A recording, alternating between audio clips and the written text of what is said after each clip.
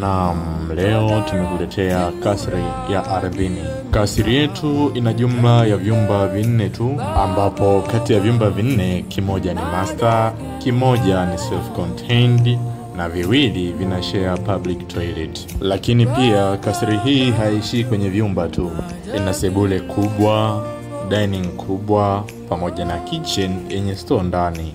Kasri hii inafaa sana kwa wale watu ambao wako na familia kubwa, wale wanaopenda nyumba tulivu, nyumba za heshima, nyumba za maana. Lakini pia kwenye kasri yetu humu ndani kuna library. Library hiyo iko juu ya bati.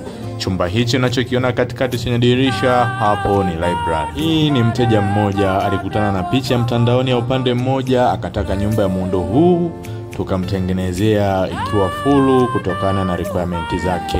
Na wewe ukikutana na picha, njoo nayo tukudesignie nyumba yako.